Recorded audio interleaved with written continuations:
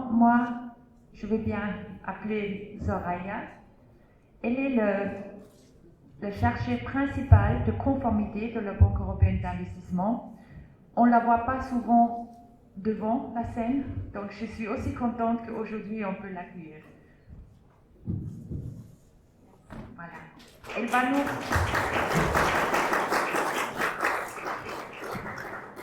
va nous parler de la conformité. Est-ce qu'elle est un frein ou une opportunité au développement commercial?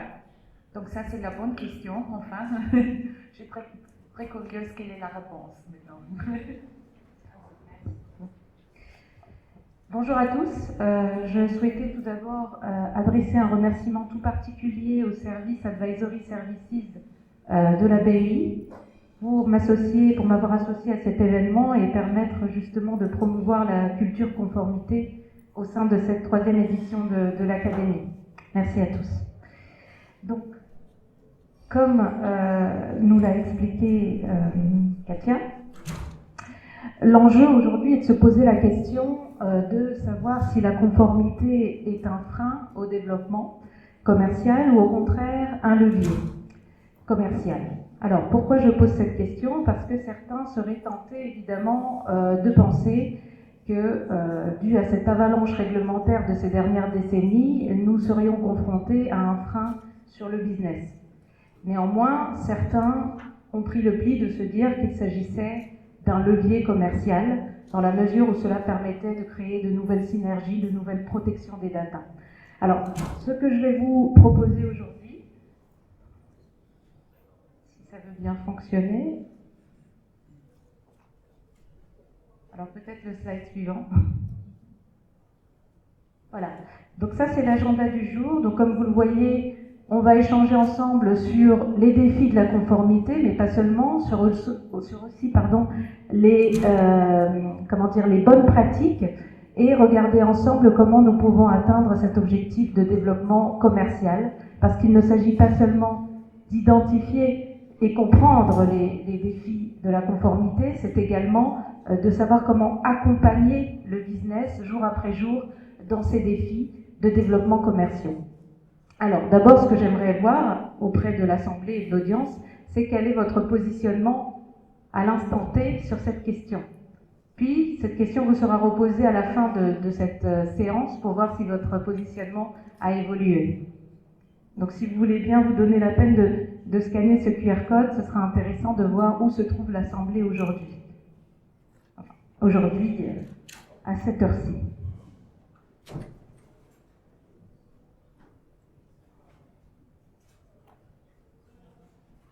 3 personnes.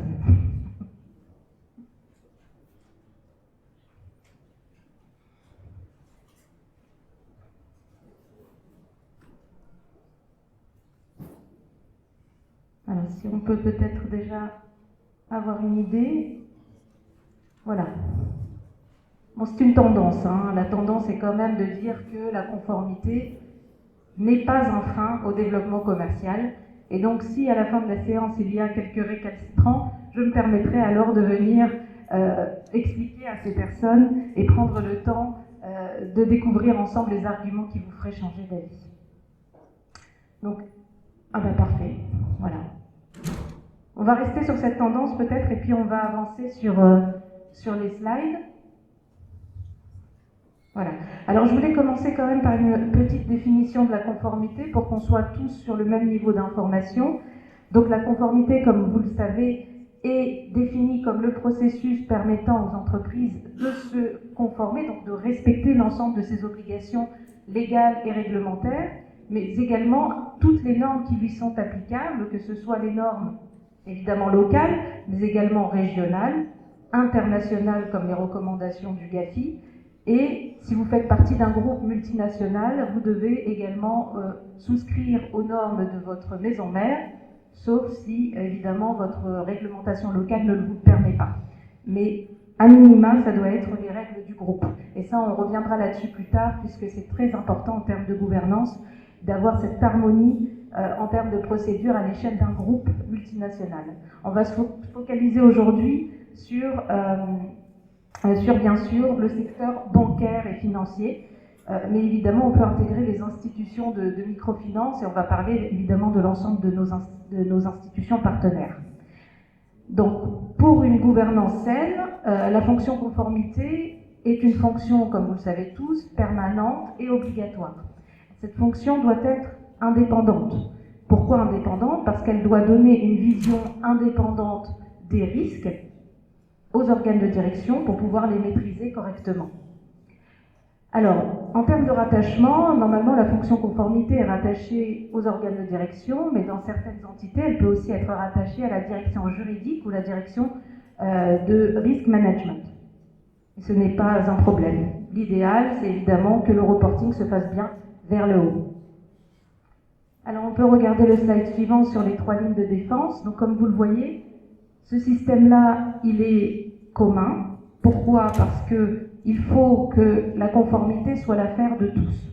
C'est important qu'à chaque niveau de l'organisation, sur chacune des souches de l'organisation bancaire, la conformité soit bien assimilée.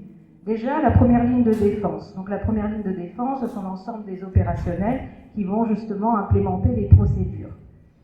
Et puis, on a la seconde ligne de défense où se situe la conformité. Donc la conformité va identifier, évaluer l'ensemble des risques de l'organisation et va ensuite faire un reporting de l'ensemble de ces éléments vers le haut et vers le bas pour, évidemment, action de remédiation, si besoin. Et enfin, nous avons la troisième ligne de défense qui est l'audit ou l'inspection générale. Et l'audit et l'inspection générale est donc la fonction qui, elle, va contrôler la conformité et contrôler l'ensemble de la banque. C'est aussi un organisme indépendant qui va permettre aussi d'avoir une vision claire des risques au sein de la direction. Voilà.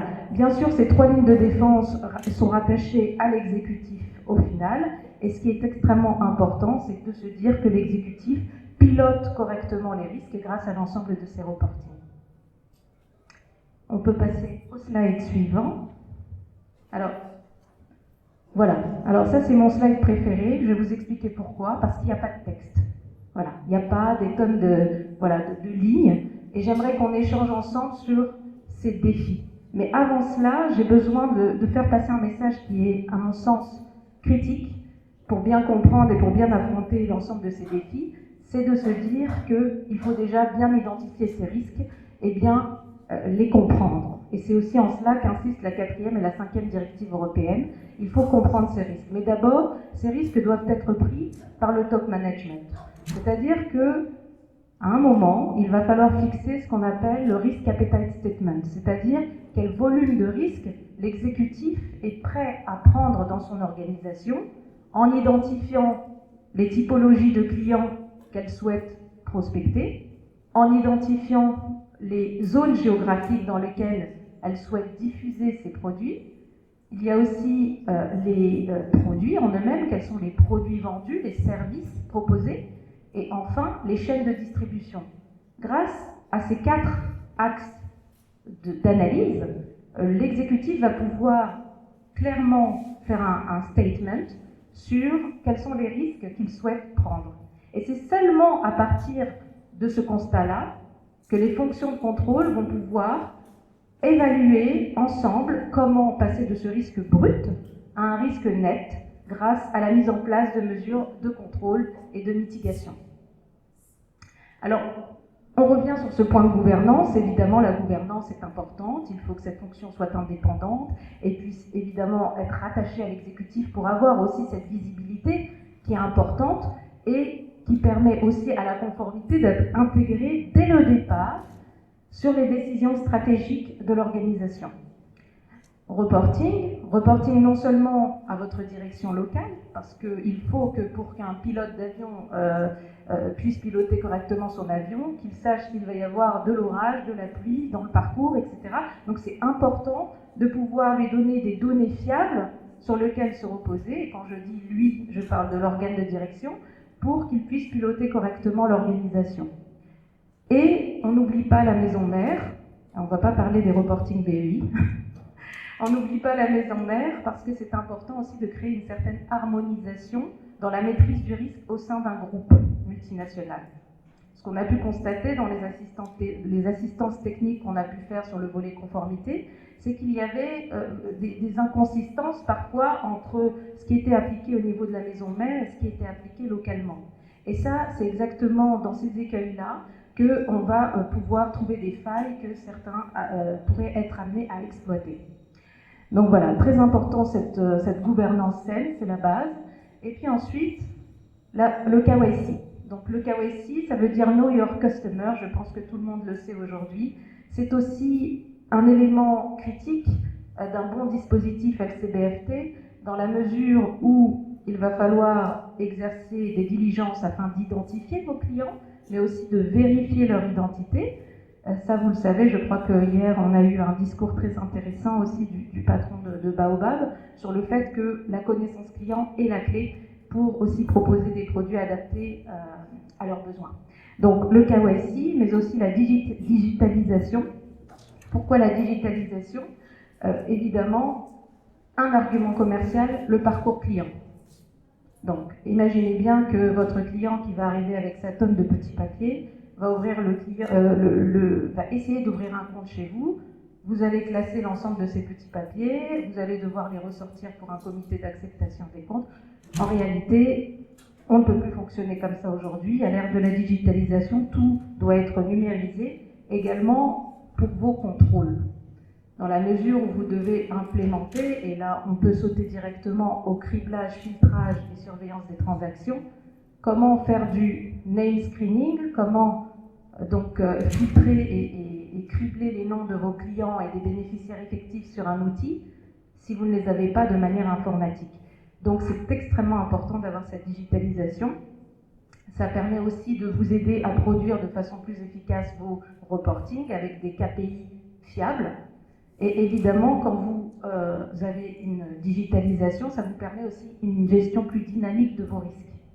Pourquoi ? Parce que si demain, cette personne qui n'était pas une personne politiquement exposée a un nouveau mandat de PEP, et bien tout d'un coup, si le système est correctement paramétré, et bien tout de suite, vous saurez dans vos dossiers KYC qu'il va falloir renforcer votre niveau de diligence.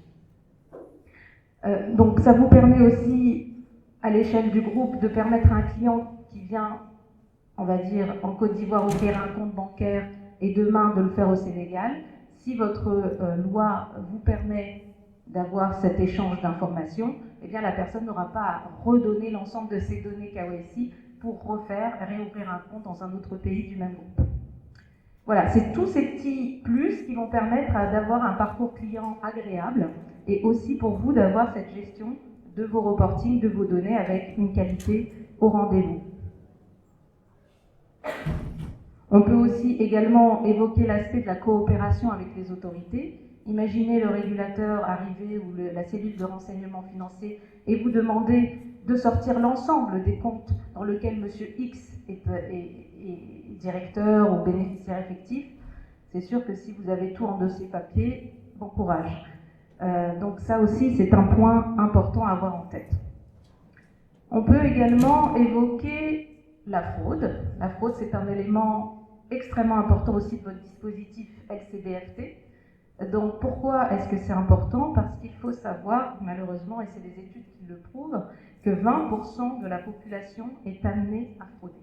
C'est comme ça, c'est un constat. 20% de la population ne fraudera jamais. D'accord ? Par contre, 60% de la population est susceptible de frauder si on a cet argument de rationalisation. C'est-à-dire que dans ce cas-là, ces 60% de la population auront besoin d'une justification pour rationaliser leur acte et le rendre, on va dire, valable. Donc c'est une question d'opportunité. Et c'est pour cela que votre dispositif de prévention de la fraude est important à l'ensemble de l'échelle de votre organisation. Quand ça arrive, eh bien, qu'est-ce qu'on va faire ? La première étape, ça sera de réagir, évidemment. On va réagir, on sera dans la réaction. Et c'est exactement ça que si on cherche à éviter, et que si vous aviez un dispositif LCBFT robuste, mais aussi dynamique, ça vous permettrait également de pouvoir anticiper ces risques. Et là, on revient sur la cartographie des risques. Alors, je vous donne une petite anecdote personnelle, donc ça n'est pas arrivé à la BEI, hein, je précise, Mais nous avions, dans une des banques dans laquelle j'ai eu la chance de travailler durant mes 18 années d'expérience en conformité, un employé qui était dans un niveau hiérarchique extrêmement important, donc insoupçonnable, aussi délégué du personnel, donc vraiment au-dessus de tout soupçon. Et donc cette personne connaissait un divorce. Et donc cette personne avait commencé en bas de l'échelle de la banque et avait pu travailler à ce moment-là sur tout ce qui était compte interne de la banque. Le dispositif de contrôle et de maîtrise des risques de la banque était défaillant à certains aspects puisque personne n'avait jugé utile de faire des contrôles sur les accès pour vérifier que les accès étaient bien donnés aux personnes qui en avaient besoin. C'est-à-dire que là, il n'y avait plus de respect du principe qu'on appelle need to know. Et il se trouve que cette personne avait détourné un certain nombre de fonds pendant 10 ans, sans que personne ne s'en rende compte, avant qu'un audit du groupe puisse prouver que cette personne avait détourné des fonds. Alors l'explication était ce qu'elle était, mais donc cette personne fait partie, comme vous pouvez le comprendre, des 60% que j'évoquais. Alors pourquoi c'est aussi important? Parce que il y a évidemment le risque de réputation. Imaginez si cette affaire était sortie dans la presse. Quelle image pour vos clients? Quelle confiance si même les employés se mettent à détourner leurs fonds? Voyez? Donc c'est extrêmement important de capitaliser sur votre actif le plus précieux qui est celui de la réputation. Donc contrôle des accès mais aussi contrôle des congés. C'est pour ça qu'en France il y a eu la loi Ecker suite à l'affaire Kerviel. Il faut que chaque employé prenne au moins 2 semaines de congés consécutifs pour que justement il puisse y avoir un phénomène de backup et un phénomène justement de contrôle de 4 yeux. Donc dans votre dispositif de conformité, s'il vous plaît, quand vous avez vos risques, vous aurez à côté vos procédures qui couvrent ces risques et vous aurez également vos contrôles, mais pas seulement de la conformité, c'est ça que j'essaie d'expliquer. La conformité, c'est une deuxième ligne de défense. Au sein de la première ligne de défense, vous devez avoir des équipes qui, on va dire d'un point de vue sur un flux opérationnel, vont faire des contrôles 4 yeux ou des contrôles périodiques avec des spot checks. Et la compliance, évidemment, viendra vérifier la cartographie des risques, que vos contrôles sont adaptés et faire évidemment des contrôles de deuxième niveau. Voilà. Ça, c'était pour la fraude, la cartographie des risques. Je rappelle que les risques, cette cartographie sera établie en lien avec le volume de risques que l'exécutif sera prêt à prendre et qu'elle sera mise à jour à minimum sur une base annuelle. Les conflits d'intérêts. Conflits d'intérêts, ça fait partie de la bonne gouvernance. Conflit d'intérêts veut dire registre des conflits d'intérêts potentiels, mais aussi registre des conflits d'intérêts avérés. Alors il est possible que parfois on n'arrive pas à gérer un conflit d'intérêts. Alors qu'est-ce qu'on fait à ce moment-là? Est-ce que quelqu'un a la réponse? Ça peut arriver que dans une situation, certains conflits sont faciles à gérer. Si on a un intérêt partagé et que la personne est au comité de décision de crédit ou d'acceptation du compte, cette personne ne fera pas partie de la décision, ne devra pas prendre part à cette décision et sortir de la salle au moment de cette décision. Mais parfois, on ne peut pas éviter. Donc, quel est le prérequis dans ces cas-là? Une déclaration? J'entends. Auprès de qui? Auprès de qui?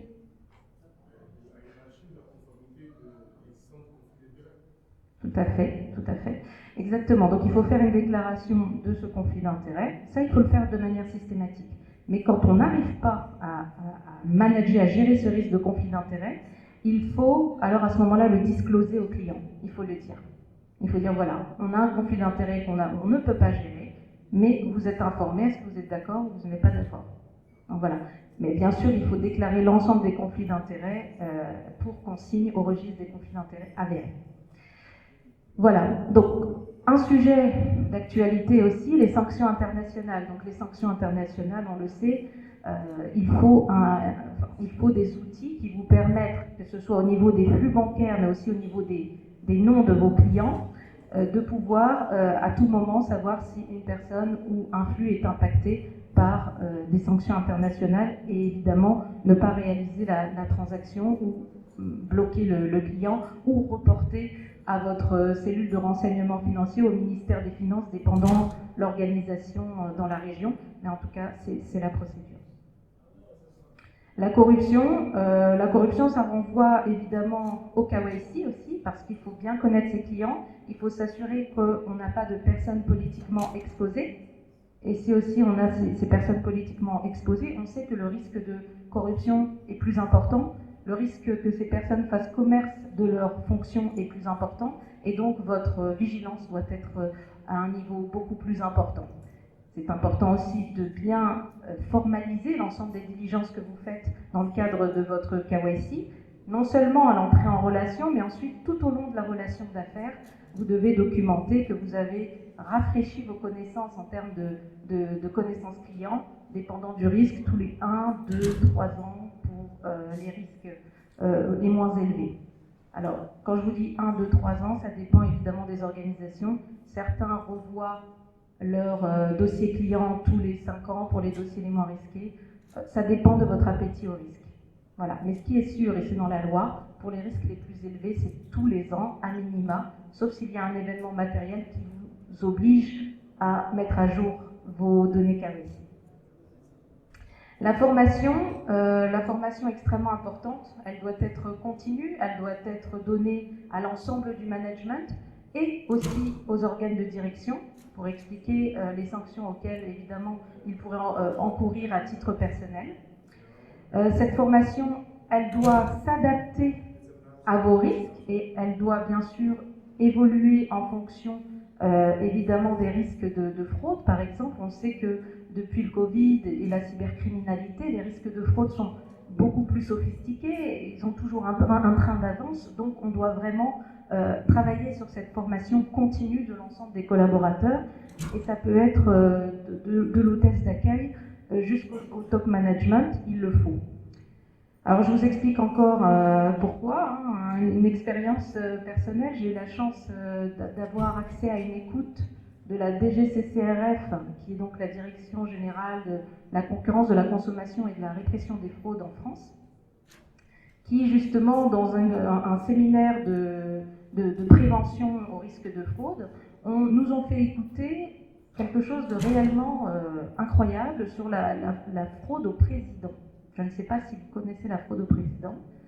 C'est en fait des fraudeurs qui vont appeler très tard, un vendredi soir, une personne qui n'est pas au bon niveau pour donner des accords sur un transfert et qui vont se faire passer pour le président de la banque en expliquant que c'est une urgence, qu'ils comptent sur eux, que c'est une personne qu'ils auraient dû remarquer avant. Et vraiment, je pense que sincèrement, cette personne était formée, etc. Mais ne pouvait pas résister. C'était extrêmement bien fait. C'était extrêmement bien fait. Et donc, c'est pour ça que c'est important d'avoir ce genre de formation comme on a aujourd'hui avec un public averti comme vous, parce que derrière, cette personne a fait le transfert en pensant bien faire.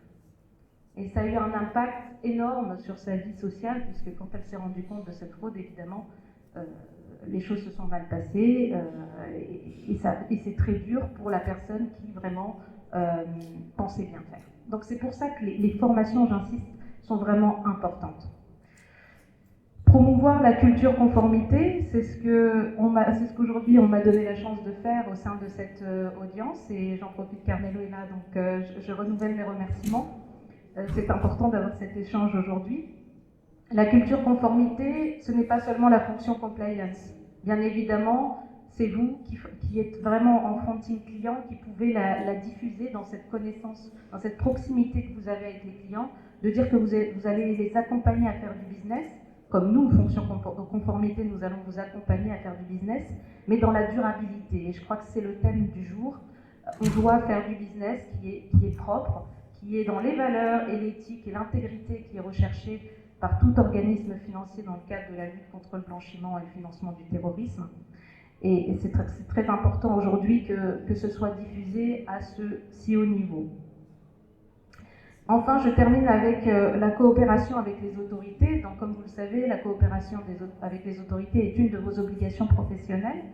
Cela peut être une coopération active, c'est-à-dire que de vous-même, suite à votre surveillance des transactions, par exemple, ou à une attitude suspecte, je rappelle que vous n'avez pas à qualifier les faits, Dès lors que vous passez du doute au soupçon, vous devez donc formuler une déclaration d'opération suspecte auprès de votre cellule de renseignement financier.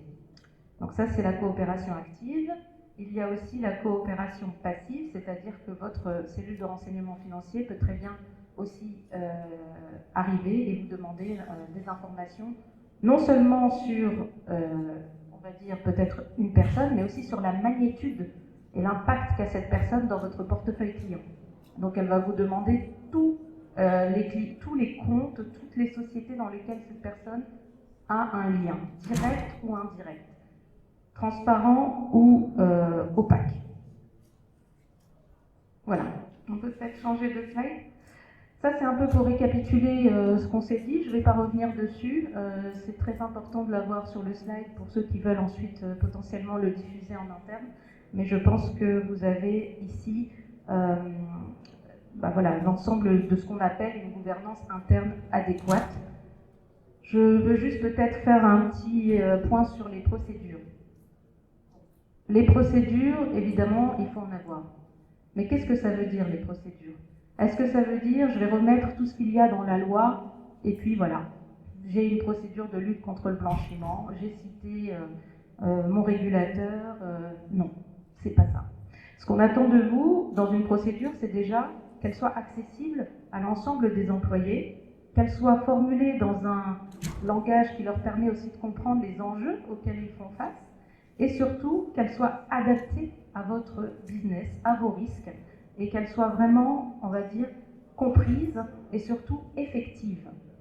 C'est ça que les régulateurs, en tout cas européens, ont le plus reproché ces dernières années dans leur inspection, c'est qu'il y avait des tonnes de procédures, mais que celles-ci n'étaient pas vraiment en lien avec le risque auquel la banque était exposée. Donc c'est aussi le constat qu'on a pu faire dans certaines technical assistance qu'on a eu l'occasion de pouvoir promouvoir. Il y a vraiment un travail à faire sur les procédures et aussi sur l'harmonisation des procédures au niveau du groupe, la rationalisation. Peut-être qu'il y a trop de procédures et que celles-ci ne répondent pas directement aux risques auxquels la banque ou le groupe est exposé. Slide suivant. Ici, c'est pour parler de vous. Vous jouez, lorsque nous vous prêtons de l'argent, un rôle critique dans notre dispositif LCBFT. Mais c'est aussi votre dispositif LCBFT. Peut-être le saviez-vous, mais on ne peut pas déléguer ses responsabilités. On peut déléguer des tâches, d'accord ? Et c'est ce qu'on fait dans le cadre des prêts intermédiaires, dans la microfinance, quand c'est vous qui choisissez à qui vous voulez prêter. Mais nous sommes aussi soumis donc au Best Practice Area, donc on a aussi cette directive européenne à suivre et on compte effectivement sur vous. Nous effectuons ce qu'on appelle une reliance sur nos institutions partenaires pour justement prolonger les obligations réglementaires qui nous incombent. Donc c'est pour ça qu'il est très important à votre niveau que vous ayez tout un dispositif pour identifier vos clients et bien sûr les bénéficiaires finaux, que vous vérifiez les informations que les clients vous donnent, et d'où l'intérêt de la digitalisation dont on parlait plus tôt, et d'où l'intérêt aussi de l'harmonisation de vos procédures internes au sein de votre groupe. Surveillance de l'ensemble de la relation d'affaires, transactions, monitoring, vous connaissez, et aussi reporting local au sein de votre hiérarchie, reporting au niveau de votre groupe et au niveau des services de la BEI. Voilà, ça c'est très important aussi d'avoir en tête. Alors un petit mot peut-être sur la technical assistance. On a entendu beaucoup de choses entre hier et aujourd'hui avec nos intervenants experts, donc je ne vais pas passer trop de temps dessus. Mais évidemment, l'idée, c'est de développer une stratégie ensemble pour la durabilité et la montée en compétence de l'ensemble de nos partenaires institutionnels, bancaires. Voilà, donc il y a 3 pans. Donc la structuration de l'assistance technique. Donc vous avez tous l'opportunité de formuler une demande et les spécialistes de la BEI vont l'analyser et analyser vos besoins pour mieux justement pérenniser l'effet et l'impact des projets qu'on mène avec vous. L'intervention est ciblée, c'est-à-dire que dès le départ, on va définir ensemble les objectifs, les méthodes de mise en œuvre et la qualité des livrables. Bien sûr, tout ça avec une deadline, donc des délais annoncés. Alors, vous pouvez faire cette demande de manière proactive et vous pouvez le faire aussi tout au long du cycle du projet, dans le cadre du financement des études de pré-faisabilité, lors de la préparation du projet ou de sa mise en œuvre. Nous avons eu l'occasion de travailler sur le volet LCBFT avec 2 banques pilotes, 2 institutions partenaires, et nous avons donc à cette occasion développé un programme de e-learning, donc un programme de formation pour l'ensemble du groupe. Nous avons également déployé, quand je dis nous, donc c'est à travers évidemment nos consultants, déployé des formations sur site pour les organes de direction, pour justement aussi qu'ils s'imprègnent un peu plus de la culture conformité, et l'assistance aussi à la mise en conformité des procédures existantes avec les normes internationales. Alors, en chiffres, donc on a 51 initiatives de soutien qui sont actuellement actives pour un montant de 106 millions d'euros et 52 initiatives qui sont entièrement finalisées pour un montant de 55 millions d'euros. Je le répète, soutenir nos institutions partenaires dans le renforcement durable de leur gouvernance, procédures et des compétences des collaborateurs est une priorité stratégique pour la BEI afin de maximiser l'impact des projets qu'elle soutient. Alors sur le volet LCBFT, comme je disais, nous avons 2 pilotes avec lesquels on doit souligner quand même un partenariat, un échange d'une extrême qualité.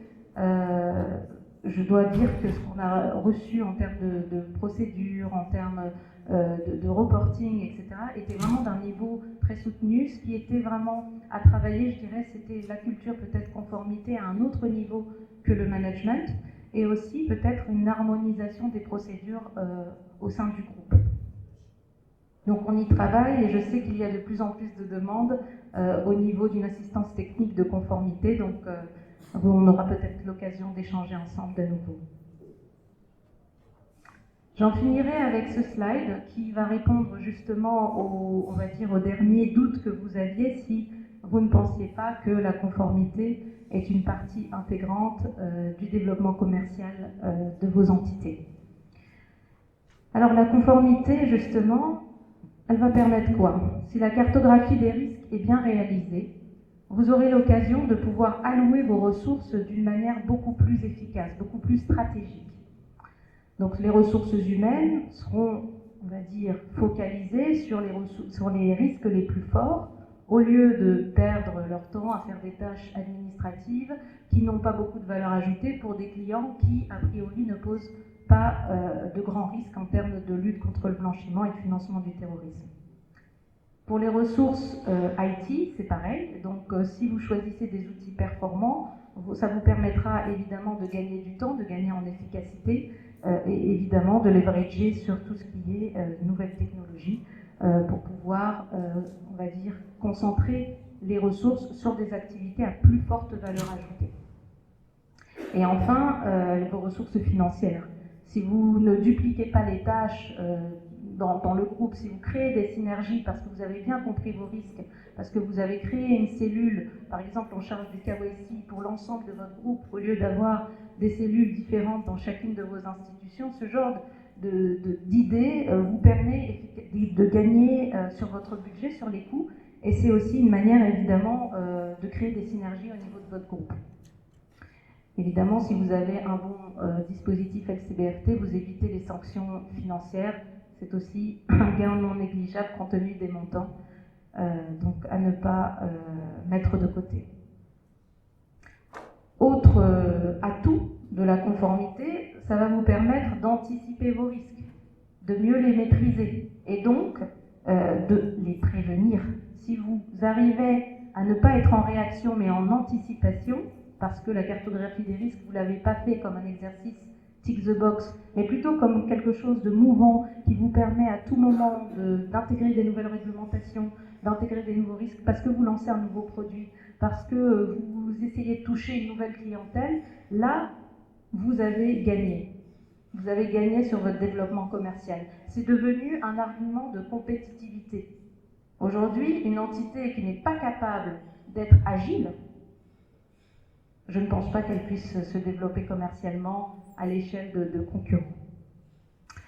Donc quand on anticipe, on a une cellule de veille réglementaire, mais aussi on a une fonction conformité qui est capable non seulement de faire son travail de contrôle, on le sait, hein, ça c'est bien le sujet, mais aussi d'être dans le conseil, dans le support aux lignes commerciales. Donc c'est pour ça que la conformité doit normalement siéger à l'organe de direction. La conformité doit aussi être membre du comité des nouveaux produits, puisque quand on cherche à commercialiser un nouveau produit, on va chercher à faire un mapping de l'ensemble des risques auxquels ce produit est confronté. En termes de ESG, on l'a dit hier, on l'a encore répété ce matin, en termes LCBFT, tous ces sujets réglementaires qui n'ont pas seulement qu'un impact sur, on va dire, la réglementation, mais dans la vraie vie. C'est aussi avoir cet usage, on disait, sur un usage des nouvelles technologies, utiliser l'intelligence artificielle, mais pas comme un risque, comme disaient nos interlocuteurs hier, mais comme un outil pour vous permettre de vous concentrer sur des tâches à plus forte valeur ajoutée. Anticiper aussi, c'est former. On l'a dit, former vos employés, mais quand je dis les employés, c'est tous les employés. Et au niveau du régulateur luxembourgeois, en tout cas, il est très important d'avoir une formation dédiée aux organes de direction, parce que les organes de direction sont les propriétaires des risques. On revient donc au risk appetite. Et enfin, protéger son actif le plus précieux, la confiance de vos clients. Donc, conserver la confiance de ses clients, maintenir sa réputation. Dans nos partenariats, c'est extrêmement important aussi que votre réputation reste au beau fixe et que la nôtre, du coup, aussi. Protéger sa clientèle, on est dans un climat où les clients vont être très attentifs justement à l'intégrité, à la transparence des marchés, au fait que vous ayez une gouvernance saine, qu'ils comprennent pourquoi leur dossier va passer en comité, va être accepté, refusé, sur quels critères objectifs. Donc c'est tout ça, protéger votre actif le plus précieux. Et enfin, éviter les sanctions financières, les sanctions administratives, jusqu'au potentiel retrait d'agrément. C'est pour ça que la conformité n'est pas un frein, mais un levier au développement commercial. Alors je vous propose, puisque j'en ai fini, de peut-être vous reposer la même question qu'au début de la séance, avant peut-être de répondre à vos questions.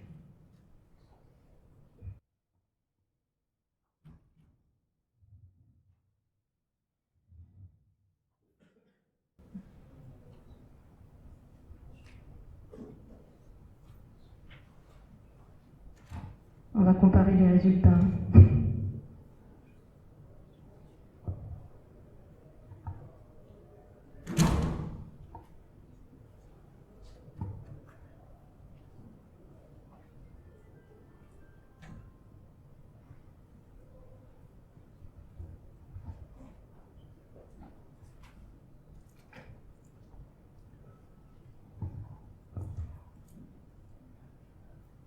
Carmelo, ça ne compte pas, tu n'étais pas là au début.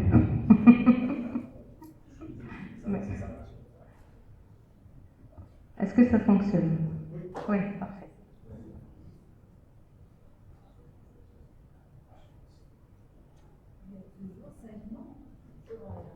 Si, il y a toujours 5 noms, je l'ai dit. Je m'engage à parler personnellement à ces 5 personnes, aux 5 récalcitrants, pour les faire changer de vie.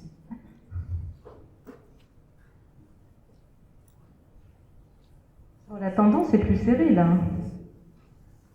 Alors vraiment, c'était dangereux hein, comme jeu, hein, on est d'accord.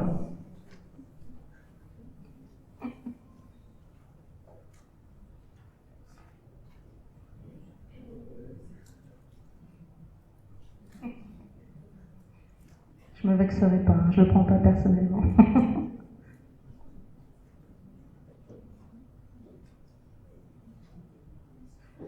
J'en profite peut-être pour aussi vous remercier de nouveau pour votre écoute.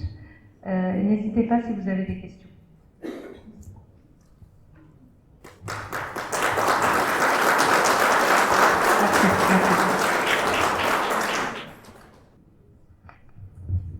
Merci madame pour cette très brillante présentation et très claire. Je voudrais juste souligner que même si on n'a pas de problème de conformité, on peut être sanctionné par le superviseur s'il juge que le contrôle interne, les moyens alloués au contrôle interne sont insuffisants. Et donc on a une obligation à la fois de résultats et de moyens en termes de conformité. Et parce qu'il y a quand même ce pouvoir des superviseurs qui est un peu arbitraire, de décider si l'institution bancaire a mis suffisamment de moyens pour réaliser la conformité en termes de résultats et de moyens. Mais dans notre contexte particulier ici en Côte d'Ivoire, on a beaucoup d'institutions financières qui sont offshore. Et donc, je ne sais pas comment ça impacte la conformité. La plupart des fonds d'investissement avec lesquels je travaille sont basés à l'île Maurice, en fait. Ils sont basés en Côte d'Ivoire, mais juridiquement à l'île Maurice, donc ils échappent à la réglementation de la BCAO. Et c'est très difficile donc de savoir comment la conformité s'applique dans ces cas de offshoring banking. Merci. Est-ce que vous avez des réponses, des suggestions, des solutions? Merci. Merci. Bon, déjà, merci d'avoir souligné un point qui est aussi une remarque très importante, celui de la qualité des ressources. Évidemment, la qualité des ressources, c'est en nombre, mais c'est aussi en expertise. Je me rappelle donc d'un contrôle on-site. Pour votre information, j'ai été Chief Compliance Officer du groupe KCIS, donc la filiale du Crédit Agricole à Luxembourg sur l'industrie des fonds, les 4 dernières années avant de rejoindre la BEI. Donc j'ai été 9 ans dans le groupe Crédit Agricole. Et donc le régulateur, sur une visite on-site, comme on dit, nous avait demandé combien de compliance officers nous avions à disposition pour donc un nombre d'employés de 1200 personnes quand même, et avait aussi regardé, c'était la première fois, le niveau d'expertise, le nombre d'années d'expérience et dans quel domaine. Donc ils sont extrêmement challenging. Il faut savoir que le Luxembourg a été sous la revue du GAFI l'année dernière et donc cette année, en plein Covid, et que finalement donc ça a été très positif, mais ils ont été extrêmement pressurisants pour rester les best in class. Donc je vous rejoins, effectivement, il faut ce principe de proportionnalité, c'est-à-dire que la conformité doit être proportionnelle, non seulement au risque que vous prenez, mais aussi au nombre d'employés de votre organisation. Pour en revenir à votre second point sur les fonds d'investissement offshore, on va dire que ça a été, moi, mon pain quotidien pendant les 4 dernières années. Effectivement, ça nécessite d'avoir justement dans votre cartographie des risques la prise en compte de votre typologie de client. Si votre typologie de client est à risque parce que offshore, parce que île Maurice, donc on sait qu'au niveau transparence fiscale, il y a sujet à discussion, il faut que vous puissiez, puisque vous, en tout cas entité basée ici en Côte d'Ivoire, prouver à votre régulateur que vous avez effectué l'ensemble des démarches pour identifier qui est le réel bénéficiaire effectif derrière le fonds d'investissement, peu importe si ce dernier est localisé en dehors de votre zone géographique. Et ça, le régulateur sera intransigeant dessus. Donc il faut que vous soyez vraiment, déjà que vous les mettiez en high risk, et que vous puissiez obtenir l'ensemble de ces documentations d'identification et de vérification. Ensuite, il faut mettre aussi un processus de monitoring des transactions qui soit adapté à ce type de clientèle. Et enfin, je terminerai par la compréhension de la nature de la relation d'affaires. Vous devez la déterminer au début, quand donc ils souscrivent dans le fonds, et puis tout au long de la relation d'affaires. Pourquoi avoir souscrit en fait chez vous? Quel est l'intérêt pour un fonds mauricien d'être ici, d'ouvrir un compte chez vous? C'est toutes ces questions auxquelles vous devez répondre et formaliser vos réponses dans vos dossiers clients. Et ensuite, cette réponse, profil que vous aurez établi de votre client, vous devrez vous assurer que sur tout au long de la relation d'affaires, vous êtes tout le temps en conformité avec le profil que vous avez compris de votre client. Si cela devait venir à changer, vous devez évidemment faire évoluer votre dispositif de contrôle.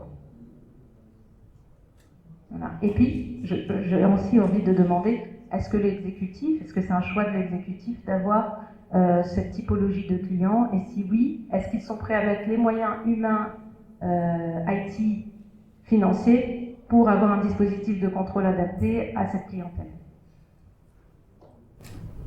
En fait, c'est que la réglementation ivoirienne de l'UNOA n'est pas très favorable aux fonds d'investissement. Alors, tous les fonds d'investissement qui opèrent en Côte d'Ivoire sont offshore, la majorité d'entre eux. Et l'île Maurice est la destination préférée.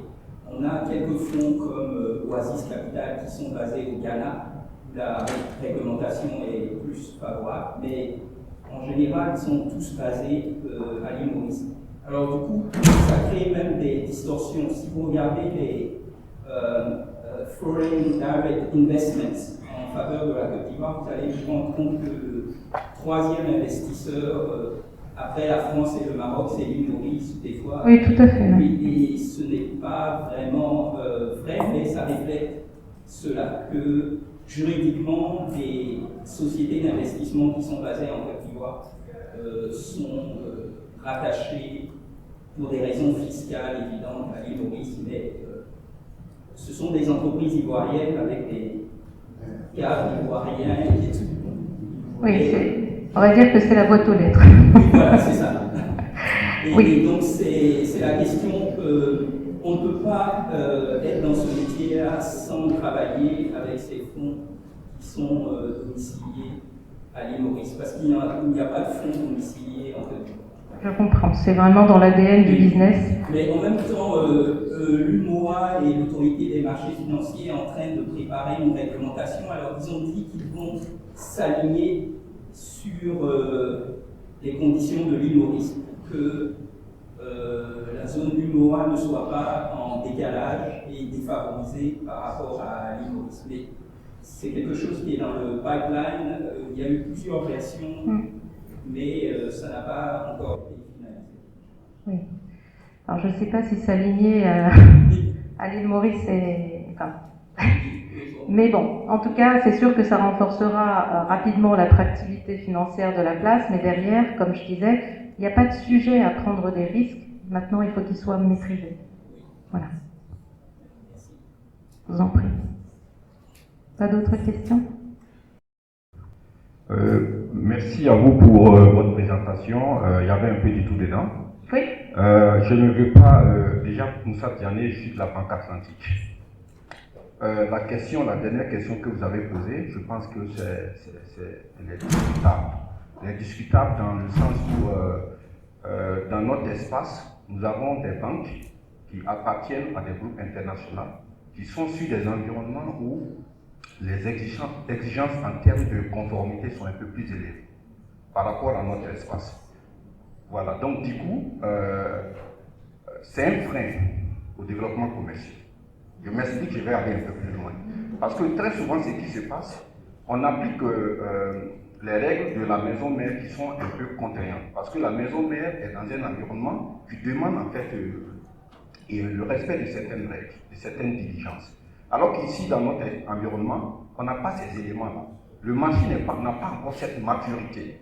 Si tu commences à demander ces choses, naturellement, tu vas quitter le marché. Ou bien tu te focalises sur une certaine donnée, ou bien tu gères seulement avec les multinationales, alors qu'on sait qu'ici, dans nos environnements, les multinationales ont été les côtés. C'est les PME qui sont les moteurs, et ces PME ne sont pas très souvent alignés avec les règles qui sont dans les environnements, comme la France et autres. Donc les banques internationales, naturellement, seront amenées à quitter le marché parce qu'il y a des exigences que les entreprises qui sont dans ces banques ne pourront pas respecter. Donc pour moi, c'est un frein dans un sens, mais dans l'autre aussi, ça peut être très bien si on arrive à adapter cette conformité à notre environnement. Merci pour cette intervention. C'est intéressant. Par exemple, une directive de Al-Madrid, de la Banque centrale du Maroc, exige que les banques marocaines et leurs filiales et succursales puissent évaluer les crédits, l'impact carbone de leur portefeuille de crédit. Et ça, c'est des choses pour lesquelles la plupart des banques locales n'ont pas l'expertise. Et donc, ça devient une contrainte avec une réglementation de la maison mère qui est plus contraignante que la réglementation BCA. J'entends ce que vous dites. Donc je vais y répondre et je vais intégrer votre dimension également. Oui. Ah, j'ai une troisième question. Oui. J'ai pas de stylo pour noter, donc. C'est pas une question, c'est plutôt une contribution. Moi, je suis Nicodème Aounou de Ecobank pour dire à mes frères, à mes confrères banquiers ici, qu'aujourd'hui, en matière de conformité, il faut qu'on fasse attention. Les collègues de la BCAO ne sont pas là aujourd'hui, mais ce qu'il faut dire, la Banque centrale aujourd'hui est en train de multiplier les missions pour s'assurer que les diligences conformité sont respectées par les banques. Peut-être vous n'avez pas l'information, mais il y a plusieurs banques aujourd'hui qui sont sanctionnées pour non-respect des diligences de conformité. Donc, autant respecter ces diligences-là et maintenir sa licence, continuer à travailler et gagner de l'argent que d'enfreindre ces dispositions-là. Même si les normes internationales doivent être respectées aujourd'hui en matière de conformité, il faut qu'on les respecte. Parce que si on ne les respecte pas, du jour au lendemain, on va nous retirer notre licence et nous tous qui sommes employés de ces institutions-là, on va se retrouver dans la rue. Donc voilà ce que je voulais dire. Merci. Bravo.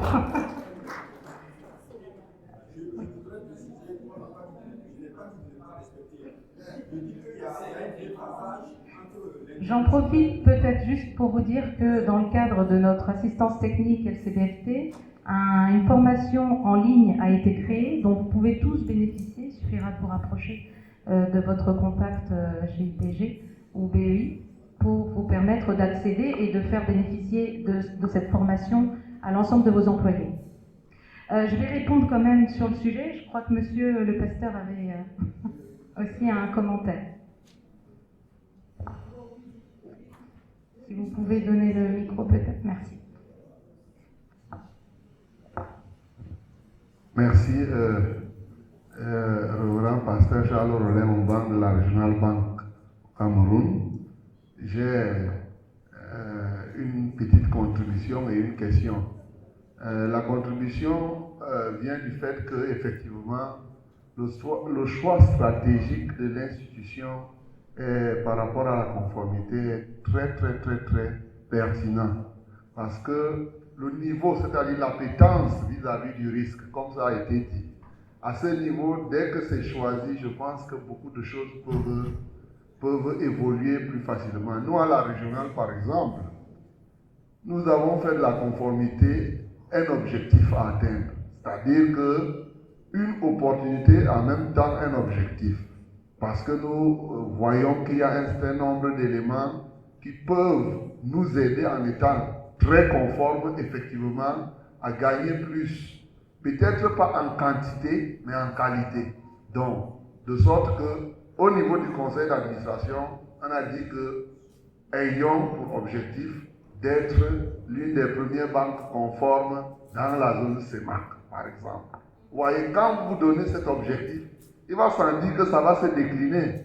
Maintenant, ça ne sera plus une contrainte parce que vous le faites vraiment, comment dirais-je, de manière volontariste.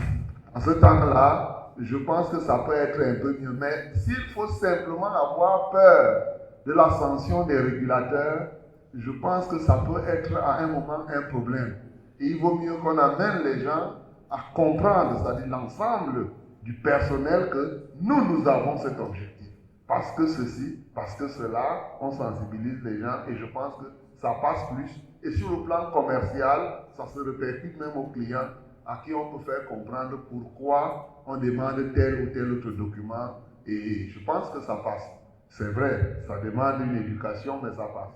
Ma question maintenant, c'est que vous avez dit au niveau de, quand vous étiez au Crédit Lyonnais, c'est Crédit Lyonnais, je crois. Crédit Agricole. Crédit Agricole, voilà. Que vous avez été contrôlé sur 1200 employés. Bon, ils ont trouvé que, en fait, je voudrais connaître quel est le ratio de proportionnalité entre le nombre d'employés et ceux qui doivent travailler au niveau du compliance? C'est quel pourcentage? Alors, ils ne le disent pas, d'accord, mais on n'a pas eu de finding dessus, puisqu'on était 15 compliance officers, dont, je dirais, une grande partie qui avait à minima 5 ans d'expérience. Évidemment, c'est aussi, quand ils parlent avec les collaborateurs, qu'ils voient qu'on a compris le sens de ce qu'on fait, que les choses ne sont pas intégrées uniquement au niveau de la compliance, puisqu'ils ne font pas d'interview qu'avec les compliance officers, ils vont aussi parler aux opérationnels, à l'exécutif, et si tous ces sujets sont bien maîtrisés, alors ils peuvent conclure que, on va dire, le département conformité est suffisamment adéquat dans son organisation pour maîtriser les risques à l'échelle de la banque. Merci pour votre intervention, parce que ça fait vraiment écho au sens qu'on doit donner aux choses, même si derrière, on ne peut pas nier, on a tous peur de la sanction en ce qu'elle recourt de mauvaise publicité et de perte de confiance de nos clients.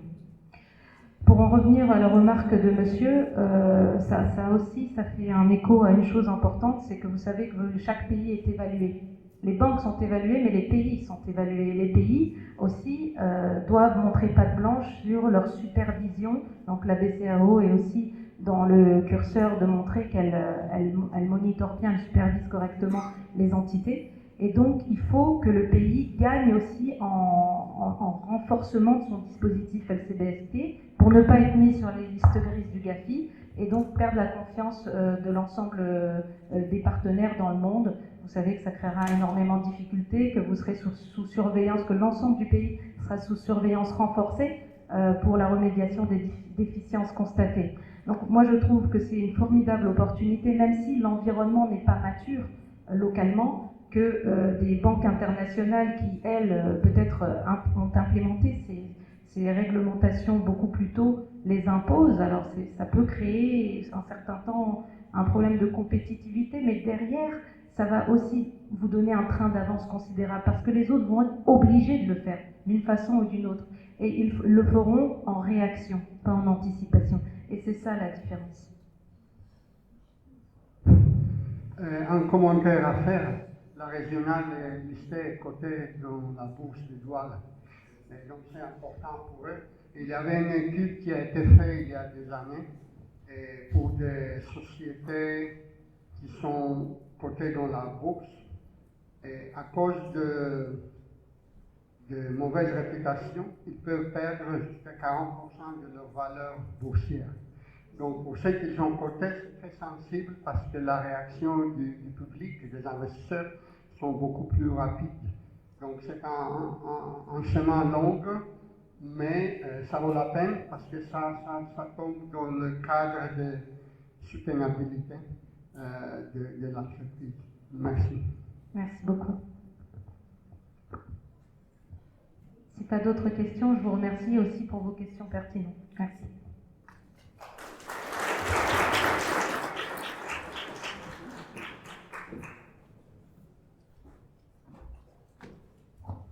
Alors merci Soraya et merci à tous les intervenants pour les questions.